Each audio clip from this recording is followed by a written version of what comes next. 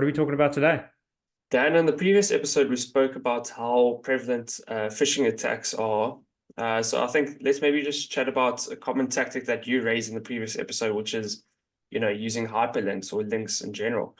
Whether that's in emails, on social media, or even online ads, hyperlinks are extremely dangerous and luring to innocent victims. So I think maybe let's start with what makes hyperlinks so dangerous to innocent victims.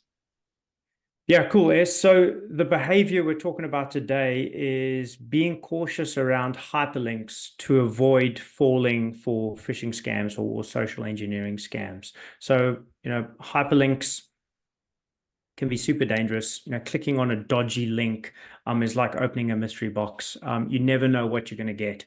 So the wrong click can unleash a Pandora's box of digital dramas for you, from malware infections to getting redirected onto a phishing site or a fake landing page that's all too eager to steal your info. So in a world where a click can be a weapon, caution is absolutely critical here for us to stay online. So when we're talking about links, we're talking about URLs, we're talking about any sort of redirect mechanism, whether it's buttons in an email, whether it's a long URL or even the short little ones. It's anything that redirects us to another website where we can walk into a world of pain and nightmare there. So everybody needs to be aware of the danger of hyperlinks, URLs, links, whatever we're calling them these days. And as you mentioned there, people are getting these links, these dangerous, these malicious hyperlinks in front of us through email, through social media DMs, through different SMSs and messages on our phones as well. There's a whole different way that we are having these put in front of us and tempted to click on them. So it's super dangerous and people need to be aware of them. Sure, Dan. Let's maybe look at decoding these hyperlinks, so to speak. What should you look out for when you come across these in those channels that you mentioned? Sure. So first things first, hover to discover. Um, Before you click on anything, hover over the link. Okay. You can hover over it on your laptops, with a mouse. You can hover over that. If you're on a mobile device, you can hold on to it, and it'll show you where that's going to be. If you're hovering over it, a lot of the time it'll come down in the bottom left or the bottom right of your screen, to show you where that actual destination is. And remember, a lot of the time, the URLs, the hyperlink that you're seeing, may be different to the actual destination. Yeah. So don't just assume if it shows you that it's going to google.com that it's actually going there, because it's very, very easy, obviously, to change that hyperlink. So hover over it, investigate exactly where that destination is, and just figure out on different devices, there's different ways of where that's going to appear. Figure out where it is on mobile devices. There's different places where that's going to appear as well. So just be aware of that. But make sure before you click on anything, you just hover over that and have a good look on where that's actually going. Next, to get a little bit more technical on that, to really investigate, there's link verification tools.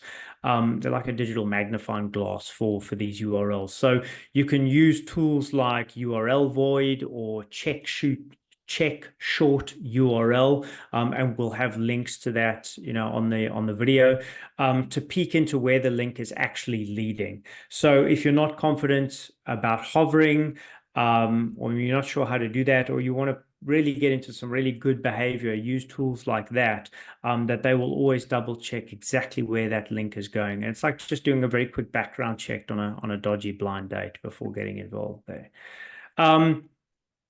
Beware of the short and sweet. We've all come across, especially in social media, really shortened URLs, really, really short ones that you can't investigate where it's going, or you can't see where it's going, or so, they are the sneakiest. They're like, little mini chocolates. They're small, but potentially full of unwanted shit. Approach these with caution. Again, your best bet with these is using those link verification tools, but beware of the shortened URLs because a lot of the time we can't investigate, and even if we hover, it doesn't show us where it's going. So just be aware of that.